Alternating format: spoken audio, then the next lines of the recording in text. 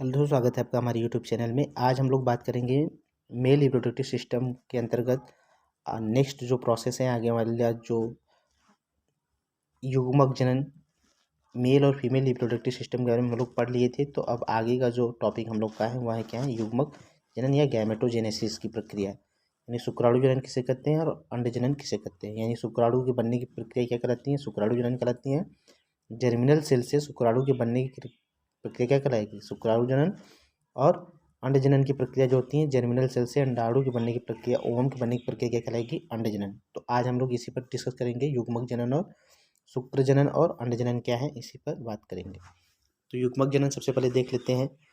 वृषण अथवा अंडाशय की जनन इपिथीलियम कोशिकाओं से, वृषण या अंडाशय की जनन इपिथीलियम कोशिकाओं से असूत्री विभाजन के फलस्वरूप युग्मक निर्माण की क्रिया ही क्या कहलाती है, युग्मक जनन कहलाती है। क्या कहलाती है, युग्मक जनन। वृषण नर में इस क्रिया को शुक्र जनन तथा मादा में इसे अंड जनन कहते हैं। वृषण या अंडाशय की जनन इपिथीलियम कोशिकाओं से असूत्री विभाजन के फलस्वरूप युग्मक बनने की क्रिया ही क्या कहलाती है, युग्मक जनन कहलाती है। नर में इस क्रिया को शुक्र जनन और मादा में इस क्रिया को अंड जनन कहते हैं।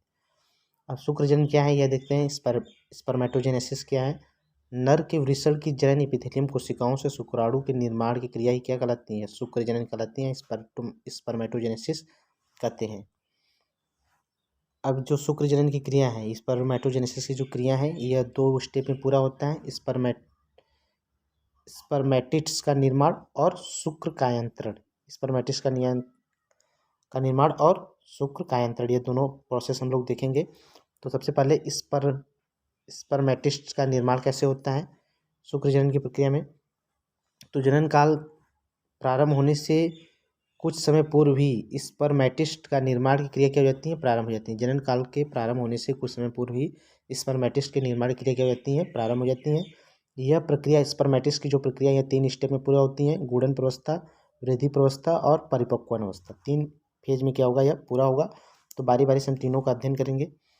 गुणन प्रावस्था किसे कहते हैं, तो जनन इपिथीलियम की जिन कोशिकाओं से शुक्राणु बनते हैं वे प्राथमिक जनन कोशिकाएं यानी प्राइमरी जर्म सेल्स कहलाती हैं। यानी जिससे शुक्राणु बनते हैं उसको क्या कहते हैं, प्राइमर जर्म सेल्स अथवा प्रीमोर्डियल्स जर्म सेल्स कहा जाता है, जिससे शुक्राणु बनते हैं। इनका आकार केंद्रक एवं जनन इपिथीलियम की अन्य कोशिकाओं की अपेक्षा बड़ा होता है। इनका आकार क्या होता है, बड़ा होता है, केंद्रक बड़ा होता है, अन्य कोशिकाओं की अपेक्षा क्या होते हैं, बड़ा होते हैं। ये कोशिकाएं समसूत्री विभाजन द्वारा बार बार विभाजित होकर के इस प्रकार कोशिकाओं को शुक्राणु जनन या स्पर्मेटोगोनिया कहते हैं, विभाजित हो जाती हैं इस और विभाजित होकर के इस प्रकार जो नई कोशिकाएं बनते हैं उसको हम क्या कहते हैं, स्पर्मेटोगोनिया। यहाँ पे देख रहे हैं स्पर्मेटोगोनिया क्या हुआ है, फॉर्मेशन हुआ है। तो जनन इपिथीलियम की कोशिकाएं जो होती हैं विभाजन होकर के स्पर्मेटोगोनिया क्या की हैं, फॉर्मेशन की हैं। किस विभाजन के थ्रू, तो समसूत्री विभाजन के फलस्वरूप स्पर्मेटोगोनिया का निर्माण हुआ। ये कोशिकाएं द्विगुणित होती हैं, कैसे होती हैं, 2n होती हैं। यानी इसमें गुणसूत्रों की संख्या क्या होती है, 2n होती हैं, द्विगुणित होती हैं। अब इसके बाद बात करेंगे वृद्धि प्रावस्था का। विभाजन के पश्चात स्पर्मेटोगोनिया पोषण पदार्थ एक आकार में काफ़ी बड़े हो जाते हैं। अब यह शुक्राणु कोशिकाएं प्राथमिक स्पर्मेटिस्ट, इनका केंद्रक भी अपेक्षाकृत काफ़ी बड़ा हो जाता है। तो स्पर्मेटोगोनिया जो होती हैं विभाजन के पश्चात स्पर्मेटोगोनिया पोषक पदार्थ एक आकार में काफ़ी क्या हो जाते हैं, बड़े हो जाते हैं। इसमें पोषक पदार्थ क्या होते हैं, बड़े हो जाते हैं। अब एक जो कोशिकाएं होती हैं, अब यह जो शुक्राणु कोशिकाएं या प्राथमिक स्पर्मेटोगोनिया क्या करती हैं, फॉर्मेशन करती हैं। तो यह प्राइमरी, अब यह क्या करेंगी, कोशिकाएं जो होती हैं प्राइमरी स्पर्मेटोसिस्ट कोशिकाओं का निर्माण कर ली हैं। क्या कर ली हैं, प्राइमरी स्पर्मेटोसिस्ट का निर्माण कर ली हैं। इनका केंद्रक अपेक्षाकृत बड़ा होता है। तो प्राइमरी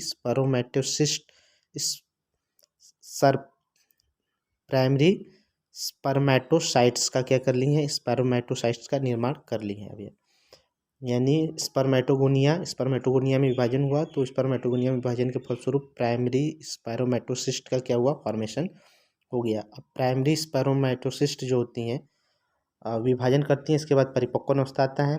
प्राथमिक परिपक्वन विभाजन और द्वितीयक परिपक्वन विभाजन में यह कन्वर्ट किया गया है। प्राथमिक यानी प्राथमिक स्पायरोमेटिस्ट कोशिकाओं में होने वाला विभाजन असूत्री विभाजन होता है। अब जो प्राइमरी स्पायरोमेटिस्ट कोशिकाएं होती हैं इसमें विभाजन असूत्री होगा। अब एक से यह क्या बनेगा, दो कोशिकाएं बनेंगी जिसको हम क्या कहेंगे, जिसको हम द्वितीयक स्पायरोमेटोसाइट्स कहेंगे। क्या कहेंगे, द्वितीयक स्पायरोमेटोसाइट्स कहेंगे, सेकेंडरी स्पायरोमेटोसाइट्स कहेंगे। और इसमें गुणसूत्र की संख्या कितनी होगी, आधी हो जाएगी, यह हैप्लॉइड हो जाएगा। यह क्या हो जाएगा, अब हैप्लॉइड हो जाएगा। द्वितीयक परिपक्व विभाजन के कुछ समय पश्चात द्वितीयक शुक्राणु कोशिकाओं में दूसरा परिपक्व विभाजन होता है। इस प्रकार इन दो परिपक्व विभाजन के फलस्वरूप प्रत्येक प्राथमिक शुक्राणु कोशिकाओं से चार, अब यहाँ पे जो होगा दो कोशिकाएं बनी हुई है, सेकेंडरी स्पायरोमेटोसाइस्ट बना हुआ है, यह विभाजित होकर के चार कोशिकाओं का निर्माण करेगा। चारों क्या होंगी, हैप्लॉइड होंगी। इन्हीं कोशिकाओं से स्पर्म का क्या हो जाएगा, फॉर्मेशन हो जाएगा। अब इन्हीं में क्या होगा कि हेड, टेल, ग्रीवा क्या हो जाएंगे, डेवलप्ड हो जाएंगे और यह क्या हो जाएगा, शुक्राणु में कन्वर्ट हो जाएंगे। तो यहाँ पे लिखा हुआ है द्वितीयक परिपक्व विभाजन में से कुछ समय पश्चात द्वितीयक शुक्राणु कोशिका में दूसरा परिपक्व विभाजन होता है। इस प्रकार इन दो परिपक्व विभाजन के फलस्वरूप प्रत्येक प्राथमिक शुक्राणु कोशिका से चार कोशिकाएं बनती हैं। ये शुक्राणु पूर्व या स्पायरोमेटिस्ट क्या कहलाते हैं, क्या कहलाते हैं, या स्पायरोमेटिस्ट कहलाते हैं। प्रत्येक स्पायरोमेटिस्ट गुणसूत्र केवल एक ही सेट एन होता है। स्पायरोमेटिस्ट का यंत्र में शुक्राणु बन जाते हैं। तो इसका एक ओवरव्यू देख लेंगे हम लोग। स्पर्मेटोगोनिया में विभाजन हुआ तो यह क्या बना, स्पर्मेटोगोनिया में विभाजन हुआ तो यह समसूत्री विभाजन द्वारा जो कोशिकाओं का निर्माण की, क्या कि समसूत्री द्वारा विभाजन कोशिकाओं का निर्माण की। अब यह जो कोशिकाएं होंगे, यह जो कोशिकाएं होंगी आकार में बढ़ जाएंगे, इनमें केंद्रक भी बड़ा हो जाएगा और यह पुनः विभाजित हो जाएंगे प्राइमरी स्पायरोमेटोसाइट्स में। प्राइमरी स्पायरोमेटोसाइट्स जो होता है असूत्री विभाजन द्वारा सेकेंडरी स्पायरोमेटोसाइट्स का निर्माण करता है, जिसमें गुणसूत्र की संख्या आधी हो जाएगी, यह हैप्लॉइड हो जाएगा। और इसमें पुनः जब दो कोशिकाएं बनेंगी उसमें पुनः विभाजन होगा तो चार कोशिकाएं बनेंगी जो कि हैप्लॉइड होंगी। इन्हीं से स्पर्म का फॉर्मेशन हो जाएगा। तो इसी प्रक्रिया को हम कहते हैं युग्मक जनन या गैमेटोजेनेसिस कहते हैं। शुक्राणु जनन या शुक्राणु का निर्माण, इस क्रिया के अंतर्गत अचल एवं गोल स्पर्मेटिस्ट एक चल धागेनुमा शुक्राणु में परिवर्तित हो जाता है। इनका कोशिका द्रव्य में विलुप्त हो जाता है और सेंट्रियोल से फ्लैजेला का विकास होता है। किससे, सेंट्रियोल से फ्लैजेला का विकास होता है। माइटोकॉन्ड्रिया बन जाती है और अक्षीय तंतु के चारों ओर सर्फिलाकार आवरण बन जाता है तथा गाल्जी का एग्रोसोम में रूपांतरित हो जाता है। गाल्जी का किसमें रूपांतरित हो जाएगा, एग्रोसोम में रूपांतरित हो जाता है।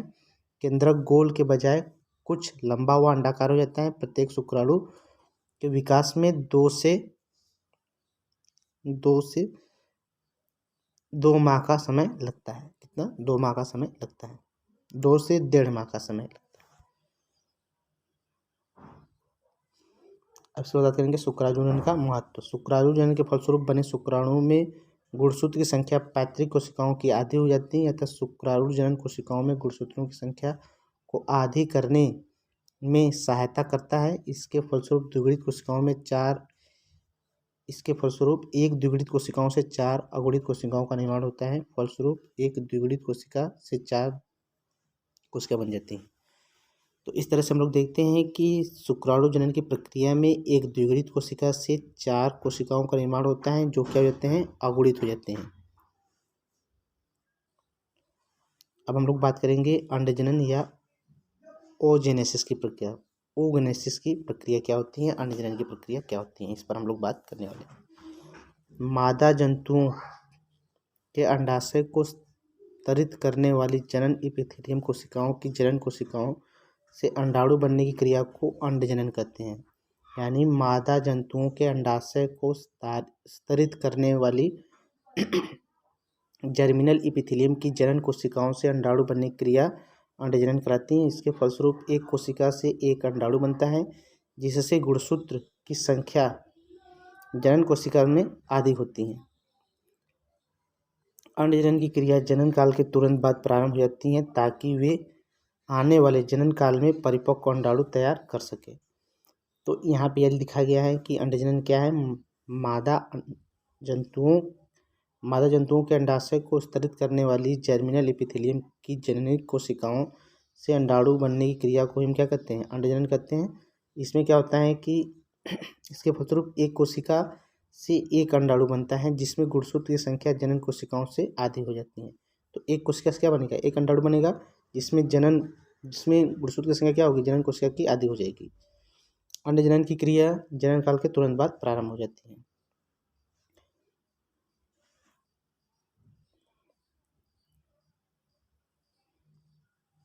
अब इसके बाद अंड जनन की प्रक्रिया भी 3 स्टेप में पूरा होती है, गुणन प्रावस्था, वृद्धि अवस्था और परिपक्वन अवस्था। जैसा कि हम लोग स्पर्मेटोजेनेसिस यानी शुक्राणु जनन की प्रक्रिया में देखे थे। तो गुणन प्रावस्था क्या है यह देखेंगे हम लोग। सबसे पहले गुणन प्रावस्था यहाँ पे देख रहे हैं, वही प्रोसेस सेम टू सेम हो रहा है। अंडाशय को स्तरित करने वाले प्रारंभिक जनन यानी प्राइमरी जर्म सेल्स समसूत्री विभाजन द्वारा विभाजित होकर संख्या में बढ़ती हैं। इस प्रकार बनी कोशिकाओं को ओगोनियम कहते हैं। क्या कहते हैं, ओगोनियम कहते हैं।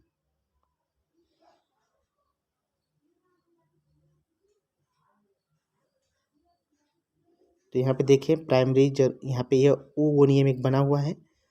तो प्राइमरी जर्म सेल्स जो होती हैं समसूत्री विभाजन द्वारा विभाजित होकर के ओगोनियम का क्या कर लिए हैं, निर्माण कर लिए हैं, जिसको हम अंड कोशिका भी कहते हैं। अब इसी से ओवम का निर्माण होगा। अब इसके बाद करेंगे ग्रोथ फेज का, गुणन अवस्था की या वृद्धि अवस्था। गुणन प्रावस्था में बनी अंड कोशिका, गुणन वृद्धि प्रावस्था में बात करेंगे। गुणन प्रावस्था में बनी अंड कोशिका ओगोनियम के पोषक पदार्थ एकत्रित करके, यानी यह जो ओगोनियम है वह पोषक पदार्थ को एकत्रित करके आकार में क्या हो जाती हैं, बढ़ती हैं। निश्चित आकार तक वृद्धि करने के बाद ये विभाजन के लिए तैयार हो जाती हैं। ये क्या हो जाती हैं, विभाजन के लिए तैयार हो जाती हैं। यानी ओगोनियम क्या करेगा, अपने आकार को बढ़ाएगा, या ओगोनियम क्या है, अपने आकार को बढ़ाएगा। फिर आकार को बढ़ाने के बाद यह विभाजन के लिए क्या हो जाएगा, तैयार हो जाएगा।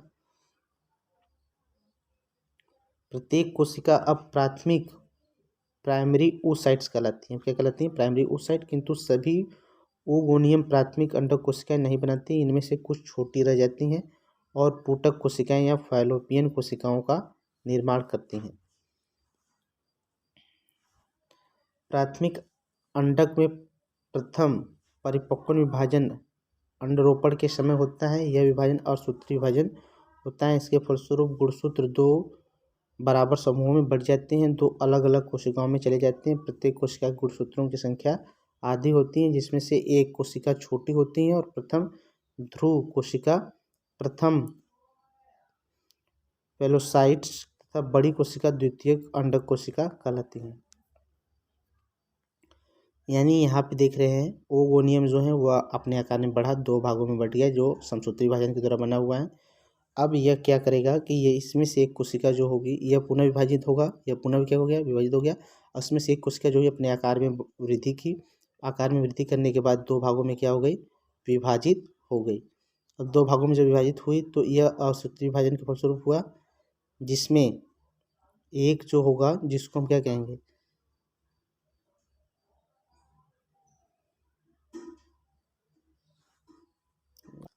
इस तरह अगर हम टोटल ओवरऑल व्यू देखें तो जो जर्मिनल्स जो कोशिकाएं होती हैं, जर्मिनल एपिथेलियम्स की जो कोशिकाएं हैं वह ओगोनियम का निर्माण की, क्या बनाए, ओगोनियम में पुनः समसूत्री विभाजन हुआ।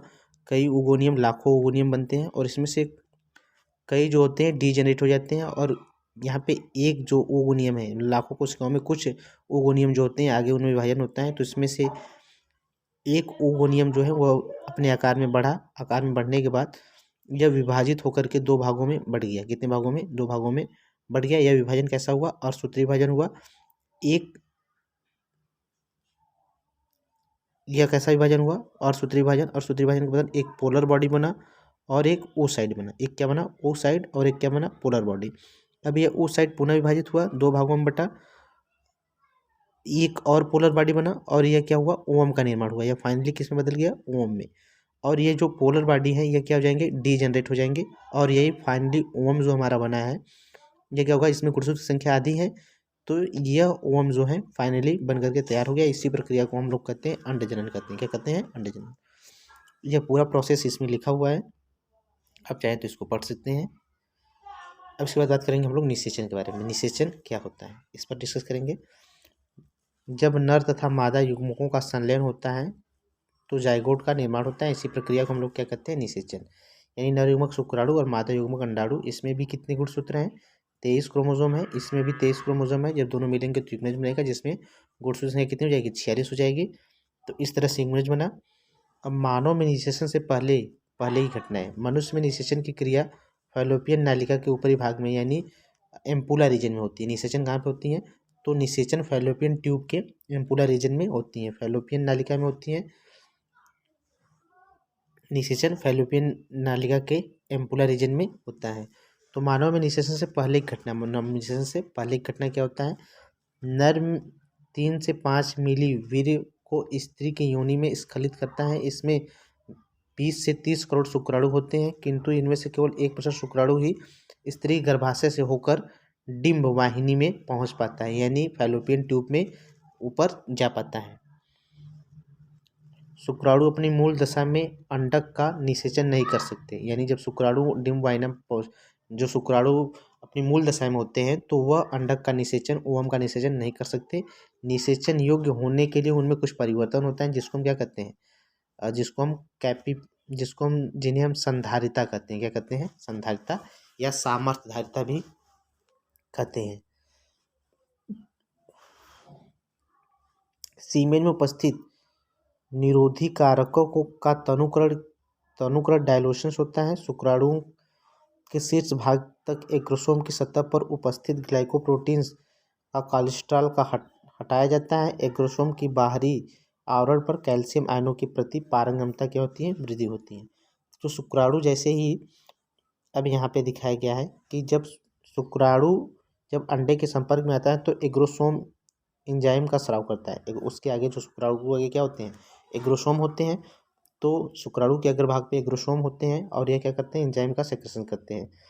इस एंजाइम में एग्रोसिन के साथ साथ हाइलुरोनिडेज और न्यूरिमिनिडेज एंजाइम क्या होते हैं? मुक्त होते हैं, जो पेंट्रेशंस में सहायक करते हैं। जो लेयर होती हैं कोरोना रेडिएटा, ओवम के चारों तरफ जो क्या होती हैं? लेयर होती हैं कोरोना रेडिएटा, उसको क्या करते हैं? उसको अपघटित करने का काम करते हैं। तो प्रथम शुक्राणु जब अंडे से संलयित हो जाता है तो जोना पेलुसिडा स्तर में कुछ बदलाव आ जाते हैं, जो अन्य शुक्राणुओं को अंडाणु में प्रवेश को रोक देते हैं। अतः अंडाणु में केवल एक ही शुक्राणु का प्रवेश हो पाता है।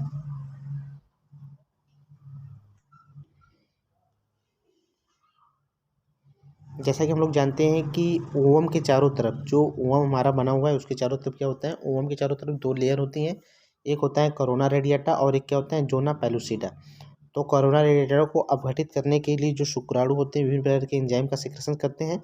जैसे ही कोई शुक्राणु कोरोना रेडिएटा को पेंट्रेट करके जोना पेलुसिडा के अंदर प्रवेश करता है तो तुरंत ही जोना पेलुसिडा की जो लेयर होती है अन्य शुक्राणुओं के लिए अपारगम हो जाती है, कठोर हो जाती हैं। इसी कारण अन्य शुक्राणु जो होता है ओवम के अंदर प्रवेश नहीं कर पाता। इस प्रकार केवल एक शुक्राणु ही अंदर आकर के ओवम के अंदर आकर के उसके न्यूक्लियस के साथ फ्यूज करके जाइगोट का फॉर्मेशन करता है। संलयित होने के बाद अंडाणु तथा शुक्राणु में केंद्रक कला विघटित हो जाती है तथा इन दोनों के अगुणित गुणसूत्र मिलकर के द्विगुणित कोशिका बनाते हैं, जिसे निषेचित अंडाणु या युग्मनज या जाइगोट कहते हैं। तो इस तरह से निषेचन की घटना होती है। अब हम लोग बात करेंगे निषेचन का महत्व। निषेचन का क्या महत्व है? इसके फलस्वरूप युग्मनज या जाइगोट में गुणसूत्र की संख्या कितनी हो जाती है? दुगुनी हो जाती है। अंडे की परिधि में पुनः परिवर्तन होता है, जिससे अन्य शुक्राणु निषेचित अंडे में प्रवेश नहीं कर पाते। निषेचन के फलस्वरूप उपापचय क्रियाओं की गति में वृद्धि हो जाती है। तो यह निषेचन का क्या है? महत्व है। अब हम लोग डिस्कस करेंगे एम्ब्रियोनिक डेवलपमेंट, यानी जाइगोट बन गया, जाइगोट बनने के बाद उसमें किस तरह से एम्ब्रियोनिक डेवलपमेंट होगा, किस तरह से उसका इम्प्लांटेशन होगा, तो उसके बारे में हम लोग डिस्कस करेंगे। निषेचन के बाद बना युग्मनज तेजी से समसूत्री विभाजन द्वारा विभाजित होने लगता है। अंततः एक पूर्ण विकसित मानव शिशु का निर्माण गर्भाशय के अंदर होता है। युग्मनज के बाद जन्म से पूर्व के विभिन्न परिवर्तनों को एक साथ भ्रूणीय विकास यानी एम्ब्रियोनिक डेवलपमेंट कहते हैं। निषेचन के बाद बना युग्मनज, इसके बाद देखेंगे जन्म से पूर्व की विभिन्न परिवर्तनों को, या यह भी कह सकते हैं जन्म से पूर्व विभिन्न परिवर्तनों को भ्रूणीय विकास कहते हैं। क्या कहते हैं? भ्रूणीय विकास कहते हैं। तो एम्ब्रियोनिक डेवलपमेंट के अंतर्गत विभिन्न प्रकार की अवस्थाएं आती हैं, जिसमें सबसे पहले क्या होता है? जाइगोट बना तो जाइगोट में क्या होगा? क्लेवेज होगा, विभाजन होगा। फिर वह विभाजित करता हुआ मारूला अवस्था में बदलेगा। फिर ब्लास्टुला अवस्था में बदलेगा, फिर उसका इम्प्लांटेशन होगा, फिर गैस्टुलेशन होगा, यानी 3 जर्म लेयर बनेंगे, फिर तीनों जर्म लेयर से शरीर का निर्माण होगा, फिर प्लेसेंटा बनेगा जिसके कारण उसका पोषण किया जाएगा, फिर फाइनली प्रसव होगा, उसके बाद फिर लैक्टेशंस की प्रक्रिया प्रारंभ होगी। तो इन सब पर हम लोग डिस्कस से बारी बारी से देखेंगे। तो क्लेवेज क्या है? युग्मनज में तीव्र गति से होने वाला समसूत्री विभाजन को ही क्या कहते हैं? क्लेवेज कहते हैं। समसूत्री विभाजन से कोशिकाओं की संख्या में वृद्धि होती है। हर विदलन के बाद इनका आकार छोटा होता जाता है, यानी जो इसके अंदर देखिए जो ओवम है उसके आकार में कोई परिवर्तन नहीं होता है, क्योंकि इसके चारों तरफ एक लेयर अभी बची हुई है जोना पेलुसिडा की। तो जोना पेलुसिडा की लेयर होने के कारण इसके आकार में परिवर्तन नहीं होता है, लेकिन इसके अंदर जो कोशिकाएं होती हैं वह लगातार विभाजित होती रहती हैं, तो कोशिकाओं का आकार घटता रहता है अंदर, क्योंकि एक कोशिका से 2, 2 से 4, 4 से 8, तो कोशिकाओं का आकार उतने ही स्पेस में उसको बनाए रखना है, तो कोशिकाओं का आकार में क्या होगी? वह कम होगी। तो समसूत्री विभाजन से कोशिकाओं की संख्या में वृद्धि होती है। हर विदलन के बाद इनका आकार छोटा होता जाता है। विदलन द्वारा बनी कोशिकाएं ब्लास्टोमियर्स कहलाती हैं। जो विदलन के द्वारा जो कोशिकाएं इसमें बन रही हैं उसी को हम क्या कहते हैं? ब्लास्टोमियर कहते हैं। अब इसके बाद क्या होगा कि विभाजन होगा, एक सेल से 2 सेल, 2 से 4, 4 से 8 सेल बनेगा, 8 सेल 16 सेल स्टेज में डेवलप हो जाएगा। 16 सेल स्टेज को हम लोग क्या कहते हैं? मारुला अवस्था कहते हैं। अब देखते हैं हम लोग मारुला का बनना। मारुला 16 कोशिकाओं से बनी ठोस रचना है। निषेचन के 3-4 दिन में इसका निर्माण पूर्ण हो जाता है। मारुला निषेचन के 4 से 6 दिन बाद गर्भाशय में पहुंच जाता है। तो 4 से 6 दिन के बाद जब मारुला का निर्माण होगा तो 4 से 6 दिन बाद यह क्या हो जाएगा? गर्भाशय में पहुंच जाएगा। यहाँ पे देख रहे हैं यह मारुला बना हुआ है जो क्या है? यूट्रस में जा रहा है। अब मारुला, अब ब्लास्टोसिस्ट क्या है? ब्लास्टू भवन या ब्लास्टोसिस्ट क्या है? मारुला के बाद कौन सी अवस्था आएगी? ब्लास्टुला अवस्था आएगी। कौन सी अवस्था? ब्लास्टुला। तो मारुला निषेचन के 4 से 6 दिन बाद फैलोपियन नलिका से होकर गर्भाशय में पहुंच जाता है। गर्भाशय में मारुला गर्भाशय ग्रंथियों द्वारा स्रावित रस में डूबा रहता है। 3 दिन तक यह पोषक तत्वों का अवशोषण करके समसूत्री विभाजन द्वारा वृद्धि करता रहता है। तो जब यूट्रस में पहुंचता है तो यूट्रस में एक मिल्क का सिक्रेशन होता है जिसको हम यूट्राइन मिल्क कहते हैं। अब वो यूट्राइन मिल्क जो होता है जोना पेलुसिडा लेयर से रिस कर इसके अंदर क्या होती हैं? जाती रहती हैं। तो रिस कर जाने के कारण यहाँ पे जो होता है वह पोषण द्रव भर जाता है, और पोषण द्रव भी एक तरफ पोषण द्रव और एक तरफ कोशिकाएं हो जाती हैं। तो इस तरह से जो स्टेज आता है इसी को हम लोग क्या कहते हैं? ब्लास्टोसिस्ट अवस्था कहते हैं। तो इससे बनी कोशिकाओं की बाह्य सतह यानी आउटर सेल मास को हम ट्रोपोप्लास्ट कहते हैं। इसी को क्या कहते हैं हम लोग? आउटर सेल मास होते हैं जहाँ पे कोशिकाएं इकट्ठा हो जाती हैं उसको क्या कहते हैं? लोग ट्रोपोप्लास्ट कहते हैं। तथा भीतर कोशिका सन्निहित इनर मास कहलाती हैं। दूसरे सप्ताह के अंत तक 2 माह का भ्रूण क्या होता है? कहलाता है। दूसरे सप्ताह के अंत से 2 माह तक का यह भ्रूण क्या होता है? ब्लास्टोसिस्ट अवस्था। अब इसके बाद रोपण होगा। ब्लास्टोसिस्ट अवस्था जो होगा फाइनली यह इम्प्लांट कर जाएगा यूट्रस में। तो जब यह इम्प्लांट करेगा तो इसका जोना पेलुसिडा का जो कवरिंग है इसके चारों तरफ वह क्या हो जाएगी? वह हट जाएगी। ब्लास्टोसिस्ट के गर्भाधारण की दीवार से जुड़ने को क्या कहते हैं? रोपण कहते हैं। ब्लास्टोसिस्ट जब आकार में बढ़ने लगता है, अब इसका जोना पेलुसिडा का जो लेयर है वह हट गया है तो आकार में बढ़ेगा, और बढ़ने के साथ साथ यह क्या हो जाएगा? गर्भाशय की दीवार से चिपक जाएगा। इसी घटना को हम लोग क्या कहते हैं? रोपण कहते हैं, इम्प्लांटेशंस कहते हैं। यह क्रिया फर्टिलाइजेशंस के 7 से 8 दिन बाद हो जाती है। भ्रूण का भ्रूणीय सिरा एम्ब्रियोनिक एंड्स गर्भाशय के अंतस्त्र में धंस जाता है, यानी इंड्रोमेट्रियम में क्या होता है? यह धंस जाता है, और इंड्रोमेट्रियम भ्रूण को चारों ओर से घेर लेता है। इस प्रकार भ्रूण पूरी तरह से इंड्रोमेट्रियम में फंस जाता है, और इस प्रकार गर्भाशय की दीवार भ्रूण पूरी तरह से एंड्रोमेट्रियम में फंस जाता है। इस प्रकार गर्भाशय की दीवार भ्रूण के एक स्थान पर स्थापित होने को भ्रूण का रोपण कहते हैं। गर्भाशय की दीवार के साथ साथ अपरा या प्लासेंटा भी क्या होते हैं? अब बनने लगते हैं। गैस्टुलेशंस किसे कहते हैं? अब इसके बाद नेक्स्ट स्टेज क्या है? गैस्टुलेशंस के समय कोशिकाएं पुनः व्यवस्थित होकर के होती हैं। प्राथमिक कोशिकाएं सहित कोशिकाओं से 3 जनन स्तर भ्रूण के बनने की क्रिया को गैस्टुलेशंस कहते हैं। यानी जब तीन जर्म लेयर बन जाएगा, एक्टोडर्म, मेसोडर्म, इंडोडर्म्स। तो उसी अवस्था को हम लोग क्या कहेंगे, गैस्ट्रुलेशंस कहेंगे। इस अवस्था में भ्रूण के तीन स्तर बनते हैं, एक्टोडर्म, मेसोडर्म और इंडोडर्म। इन्हीं तीनों स्तरों से पूरे शरीर का निर्माण हो जाता है। तो गैस्ट्रुलेशन से शिशु का निर्माण। अब गैस्ट्रुलेशन से क्या होगा, भ्रूण में दूसरे सप्ताह के अंत तक तीनों जनन स्तरों का निर्माण हो जाता है। इसके बाद ये स्तर विभिन्न अंगों का निर्माण करते हैं। छठे सप्ताह में इन स्तरों से सभी अंगों के लिए कलिकाएं या उभार यथावस्थ बन जाती हैं। भ्रूण पादों के लिए कलिकाएं बन जाती हैं और छठे सप्ताह के अंत तक अल्प विकसित परिसंचरण तंत्र भी भ्रूण में बन जाता है। इस तरह से अंग का क्या होता है, निर्माण होने लगता है। सातवें से 9वें सप्ताह में हाथ पैर बन जाते हैं। पाचन, श्वसन तंत्रिका, बाह्य लैंगिक अंग भी अब तक बन जाते हैं। इस समय तक भ्रूण का सिर शरीर का लगभग आधा होता है।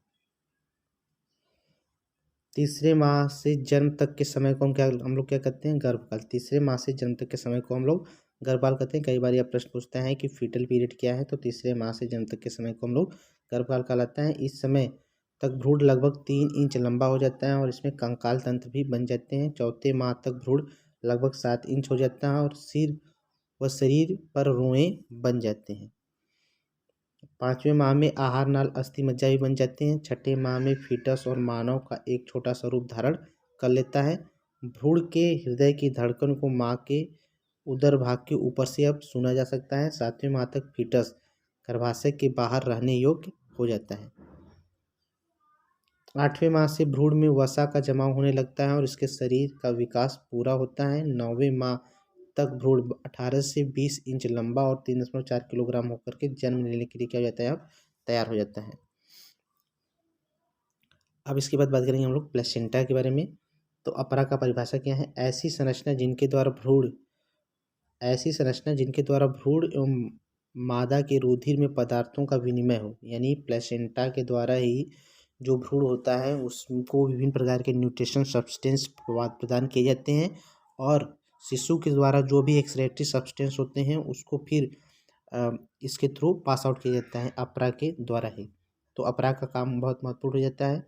तो ऐसी संरचना जिनके द्वारा भ्रूण एवं मादा के रुधिर में पदार्थों का विनिमय होता है, अपरा या प्लेसेंटा कहलाता है। ब्लास्टुला अवस्था तक भ्रूण गर्भाशय से जुड़ी नहीं रहती। यानी ब्लास्टुला अवस्था में आपको पता है कि भ्रूण अभी गर्भाशय में तैर रहा था। ब्लास्टुला अवस्था के अंतिम अवस्था में अब इसका इम्प्लांटेशन हो जाता है और इम्प्लांटेशन होने के बाद प्लेसेंटा भी क्या होने लगते हैं, डेवलप्ड होने लगते हैं। और इस समय तक स्वयं वह क्या करता है, पोषण पर निर्भर रहता है। इसके बाद ब्लास्टुला गर्भाशय की दीवार से में प्रत्यारोपित होकर उसे पोषण प्रदान करने लगता है। इसके पश्चात जो ब्लास्टुला होता है गर्भाशय की दीवार में प्रत्यारोपित हो जाता है और उससे पोषण प्राप्त करने लगता है। गर्भाशय की दीवार से पोषण प्राप्त करने लगेगा।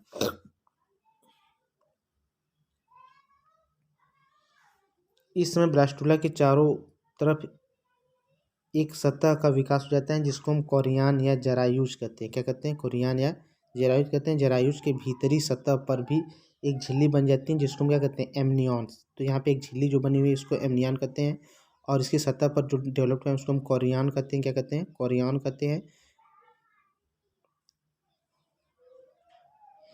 कोरियन में असंख्य अंगुली समान संरचनाएं होती हैं। यहाँ पे कोरियन में क्या बनती है, असंख्य अंगुली समान संरचनाएं होती हैं जो एंड्रोमेडियम में क्या होती हैं, धसी रहती हैं। अब यहाँ से यह न्यूट्रिशंस लेता है, ये एंड्रोमेडियम में क्या हो जाएंगी, यह धस जाएंगी। तो कोरियन में असंख्य अंगुली समान संरचनाएं बन जाती हैं जिसे हम जरायुज या कोरियनिक वैली कहते हैं। इन्हीं अंकुर के द्वारा भ्रूण कोरियनिक का संबंध गर्भाशय की दीवार से हो जाता है। तो इसी के द्वारा यह जो होता है गर्भाशय की दीवार से एंड्रोमेडियम से क्या होता है, जुड़ता है और वहाँ से पोषण प्रदान करता है।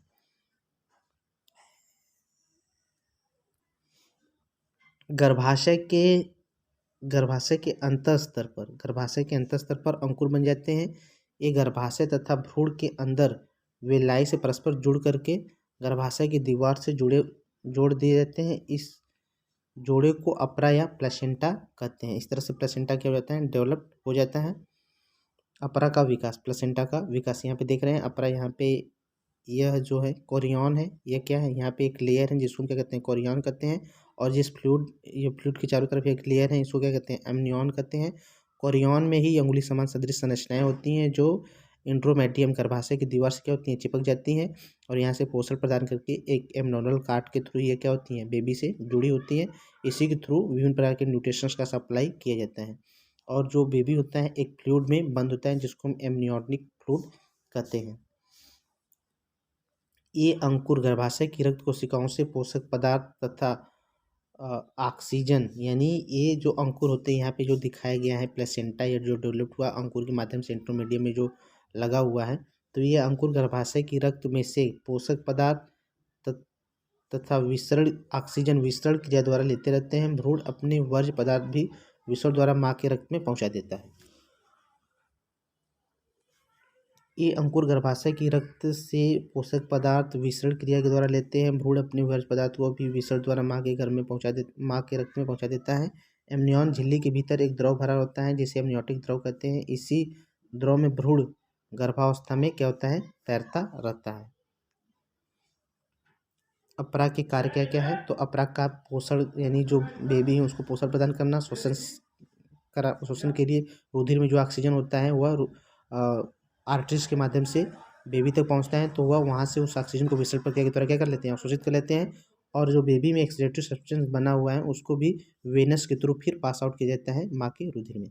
तो इस तरह से यह अपराग का क्या होता है, कार्य होता है। आशा करते हैं कि आपको वीडियो पसंद आएगा। वीडियो पसंद आए तो वीडियो को लाइक करें। Thanks for watching.